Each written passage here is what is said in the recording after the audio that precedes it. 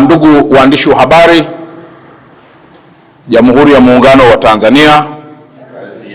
Ndugu waandishi wa habari, tumeitana hapa leo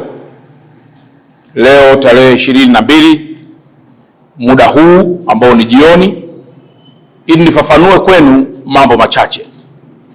Jambo la kwanza muhimu ni kuhusiana na kukamatwa kwa makamu mwenyekiti wa Chama cha Demokrasia na Maendeleo, yeye na wafuasi wake katika eneo ambalo mimi mkuu wa mkoa ninahudumu, mkoa wa Dar es Salaam, katika eneo la Kariakoo. Imetokea malalamiko yaliyoletwa na chama hicho kuonyesha kwamba jeshi la polisi limetumia nguvu kubwa sana kuweza kuoppress. Naomba nifafanue jambo moja, ndugu waandishi wa habari, kwamba ifike wakati sisi kama Watanzania tuwe very serious na tunachotaka kukifanya. Mkoa wa Dar es Salaam ni moja ya mikoa very sensitive, na kwamba huwezi kuamua kila mahali kuwa ni eneo la siasa la kufanyia mikutano ya hadhara. Tumekwisha zungumza mara kadhaa kwamba eneo la Kariakoo ni eneo ambalo ni la wafanyabiashara na ni eneo ambalo lina attract wafanyabiashara kutoka pande nyingi za Tanzania na hata nje ya Tanzania ili kuja kufanya biashara kwenye maeneo hayo. Muda mwingi maeneo hayo yanakuwa na misongamano, na tunatumia nguvu kubwa sana pia kuweza kulinda raia na mali zao ili kuhakikisha wanafanya biashara katika mazingira rafiki na mazingira ambayo hayataharibiwa na jambo lolote. Tunapogeuza viunga vya Kariakoo kuwa ni maeneo ya mikutano ya kisiasa, inaweza ikapelekea kuleta vurugu, jambo ambalo tunaweza kusimamisha biashara na taifa likakosa kodi. Nitumie nafasi hii kusema na kuonya tena kwamba tukiruhusu tabia hizi ambazo si sawa, tunaweza siku moja tukajikuta mikutano ya hadhara inafanyikia makanisani, mikutano ya hadhara inafanyikia misikitini, mikutano ya hadhara inafanyikia kwenye mahospitali, na mikutano ya hadhara inafanyikia kwenye maeneo ambayo hayajakusudiwa.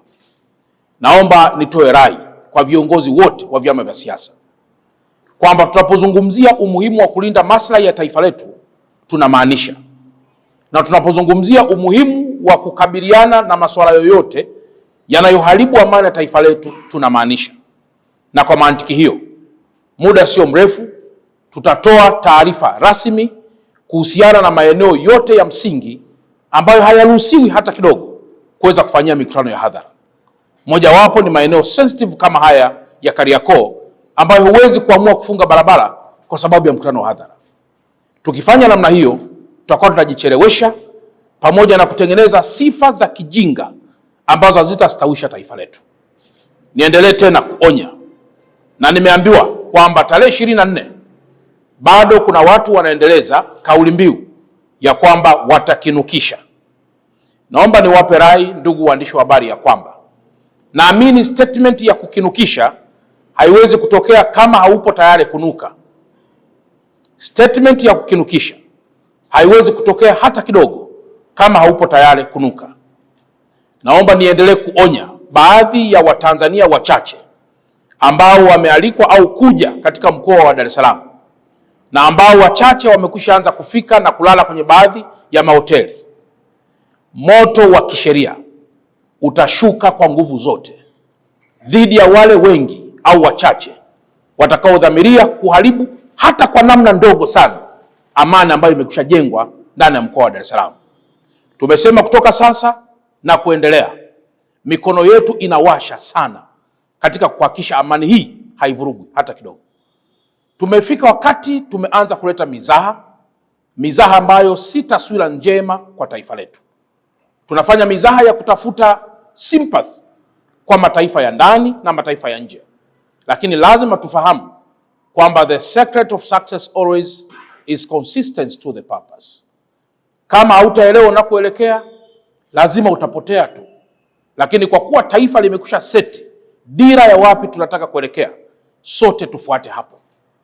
Kwa hiyo kilichofanyika na jeshi la polisi ndani ya mkoa wa Dar es Salaam chini ya SACP Mlilo, ZPC wa kanda maalum ya Dar es Salaam, naunga mkono sana, na kwamba kiongozi yoyote ambaye hatatii sheria na matakwa yote yaliyowekwa ashughulikiwe kwa mujibu wa taratibu. Viongozi hawa kama wamekamatwa, naamini watakuwa kwenye mikono salama na watawajibika kujibu kwa mujibu wa taratibu kama ambavyo ilipaswa kuwa. Na kama inawezekana kwa mtu yoyote ambaye anaona ni muhimu kuja kufanya vurugu kwenye ndani ya mkoa wa Dar es Salaam, tunampatia muda akafanye vurugu kwenye mikoa au nyumbani anakotokea. Kamwe asiharibu amani ya mkoa wa Dar es Salaam. Baada ya kusema haya, ndugu wa Tanzania, nimeona nizungumze haya machache kwamba imezuka tabia ya kutafuta sifa na kutafuta huruma kwa Watanzania baada ya kufanya mambo yasiyofaa. Tusiwe washabiki hata kidogo kwa tabia hizi ambazo si njema na ambazo tukiziruhusu zinaweza mwisho wa siku zikasimamisha taifa na tukaanza kuunda upya amani iliyopo. Tuheshimu zile R4 ambazo ameziasisi Mheshimiwa Rais na ambazo tunaamini ndio msingi mkubwa wa kulijenga taifa letu. Na kama hujazielewa hizo, ni muhimu pia kufuata taratibu zingine za kisheria ili kuweza kufikia katika yale ambayo taifa linaweza kuwa limejikita huko katika kuhakikisha tunalikuza, tunalijenga na kuweka mshikamano ambao utadumu leo na hata baadaye. Baada ya kusema haya, ndugu waandishi wa habari, mkawe mabalozi wazuri kwa watu wote kwamba huu sio wakati hata kidogo wa kuitana kutoka mahali mbali au kutoka sehemu zote za Tanzania ili kuzungumzia agenda ya kufanya vurugu au kuzungumzia agenda ambayo ni nje na agenda za kitaifa.